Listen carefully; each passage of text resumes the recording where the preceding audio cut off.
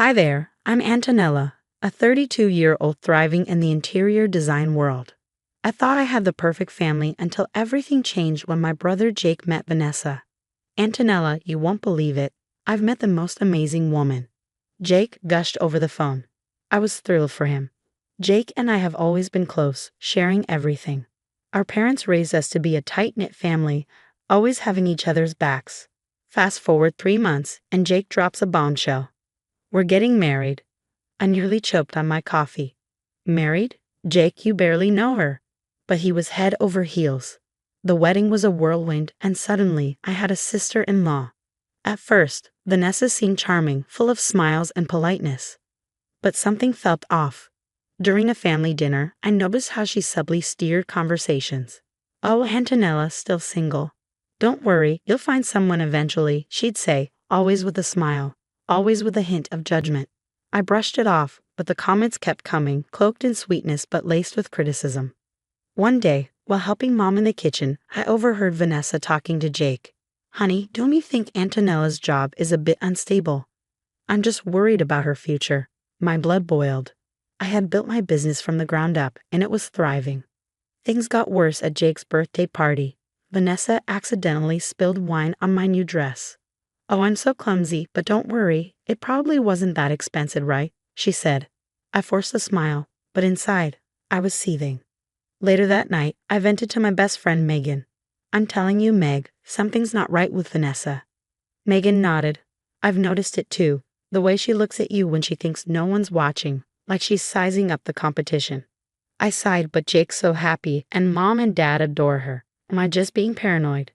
"Trust your gut, Antonella," Megan said. "Keep your eyes open." And so I did. I watched as Vanessa slowly warmed her way into every aspect of our family life. She'd volunteer to help Dad with his finances, critiquing his methods, and reorganize Mom's kitchen, claiming it was more efficient. But it was her effect on Jake that worried me the most.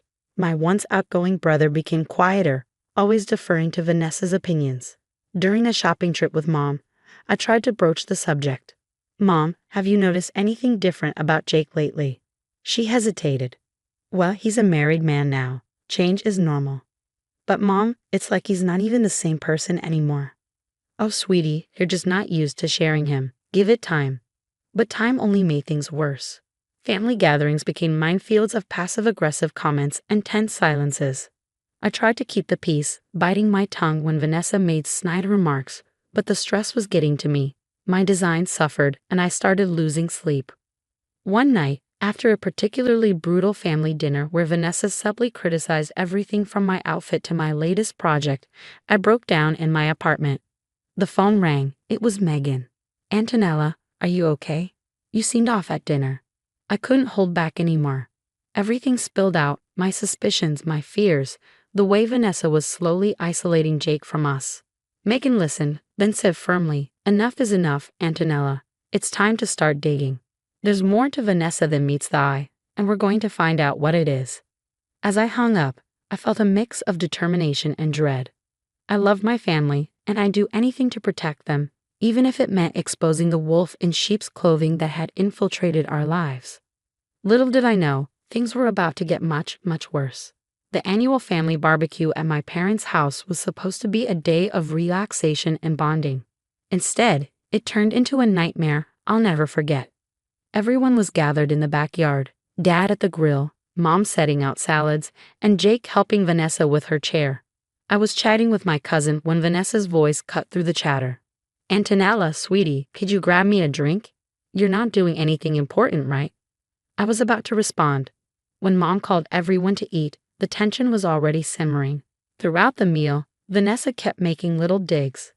"This potato salad is delicious, Mom. Much better than the store-bought one Antonella brought last time." I saw red. "At least I contribute something, Vanessa. What exactly do you bring to these gatherings besides criticism?" The table fell silent. Vanessa's eyes narrowed. "Well, I bring class, for one thing, something you clearly lack." Before I could stop myself, I shot back class. "Is that what you call being a manipulative bitch, Antonella?" Jake interrupted, shocked. Vanessa stood up, tears welling in her eyes. I can't believe you'd say such things after everything I've done for this family. She stormed off, Jake following close behind. I sat there fuming as my parents gave me disappointed looks. Later, as I was helping clean up, Vanessa cornered me in the kitchen. Listen here, you little nobody. Jake is mine now, and soon this whole family will see you for the jealous, pathetic person you are. I couldn't believe what I was hearing. You're delusional, Vanessa. That's when she grabbed a fistful of my hair, yanking hard. Am I? Let's see what Jake thinks about his precious sister now. She dragged me by the hair into the living room, where Jake was talking with Dad. Jake, look what your sister did. She attacked me. Vanessa cried. Jake's eyes widened in disbelief. Antonella, what the hell? I tried to explain, but Vanessa's crocodile tears drowned me out. I think you should leave, Antonella. Now. I left, humiliated and angry. The next day, Megan came over, finding me still in yesterday's clothes, surrounded by ice cream containers. That's it. We're not letting her get away with this. It's time to fight back. Over the next week, Megan helped me start digging into Vanessa's past. We found discrepancies in her stories. The college she claimed to attend had no record of her, and the company she says she worked for didn't exist. Then luck struck. While grabbing coffee, I bumped into Sarah, who introduced herself as Vanessa's former coworker. Oh, you know Vanessa? How is she, still ruining lives? My eyes widened. What do you mean? Sarah spilled everything. Vanessa had a history of workplace bullying, manipulating coworkers and bosses alike. She'd even gotten Sarah fired by planting evidence of theft. Be careful, Sarah warned. Vanessa's dangerous when cornered. I left the cafe, my mind reeling. I had proof now, proof that Vanessa wasn't who she claimed to be. But as I reached for my phone to call Jake, I hesitated. Would he even believe me? Or would this just drive him further away? As I stood there, torn between protecting my brother and preserving what was left of our relationship, I realized this was just the beginning. Vanessa's mask had slipped, and now I had to decide just how far I was willing to go to expose the truth. After weeks of internal debate, I finally made the call. Mike, a private investigator recommended by a client, agreed to meet me at a quiet coffee shop. So you want me to dig into your sister-in-law's past? He asked, glancing at the folder I pushed across the table.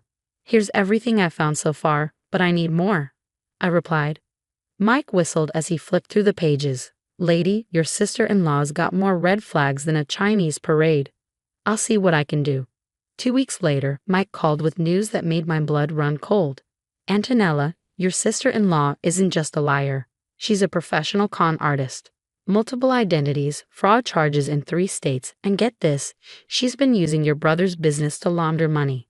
My hands shook as I processed the information. How? How is she doing that? Fake invoices, ghost employees, the works. Your brother's company is a ticking time bomb. I thanked Mike and hung up, my mind racing. I had to tell Jake, but how? Before I could decide, my phone buzzed with a text from Mom. Family dinner tonight. Vanessa insists. Please come. Great, just great. The tension at dinner was thick enough to cut with a knife. Vanessa was all smiles. Her eyes were cold when they landed on me. Jake, honey, tell them about our vacation plans, Vanessa said with a tight smile. Jake cleared his throat. Well, we're thinking of taking an extended trip, maybe 6 months. I nearly choked on my wine. 6 months? What about the business? Vanessa's smile tightened. Oh, Jake can run things remotely, right, sweetie? I saw the puppet strings, but Jake just nodded along. After dinner, I cornered Jake in the kitchen. This trip, are you sure about this? He sighed. Antonella, please. Vanessa thinks it'll be good for us to have some time away from everything. I bit my tongue, realizing how deep Vanessa's claws were dug in. Over the next few days, I reached out to Sarah and other victims I had discovered. We formed a support group, sharing stories and evidence. We need to stop her, Sarah insisted during one of our meetings, before she ruins more lives. I nodded, a plan forming. I think I know how. I spent the next week preparing, gathering every shred of evidence. But Vanessa wasn't stupid. She must have sensed something was up. One evening, as I was leaving my office, I found my car tires slashed. A note on the windshield read, "Back off, or next time it won't be just the tires." I called Megan, my hands shaking. She knows Megan. Vanessa knows I'm onto her. Megan's voice was steely. Then we move now, before she can do any more damage. I agreed, setting the plan in motion. I called my parents, Jake, and extended family. Emergency family meeting tomorrow night.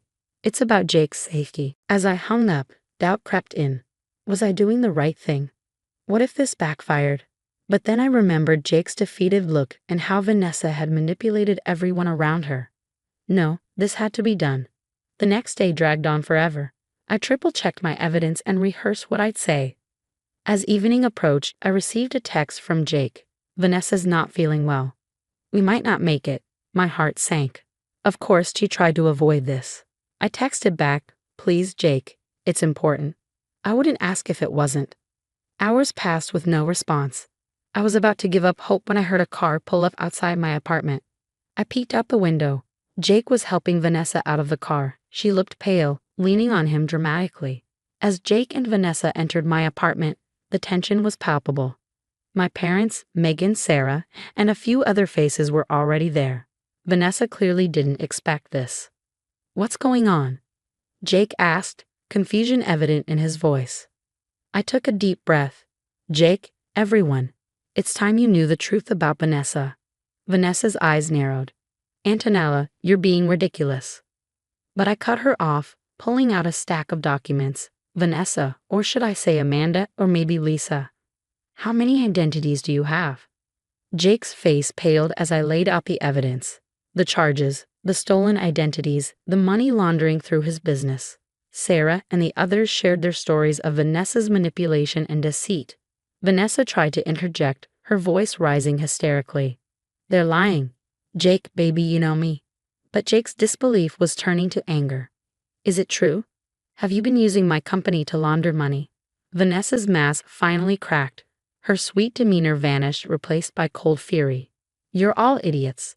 Jake, you were so easy to manipulate, and the rest of you are pathetic.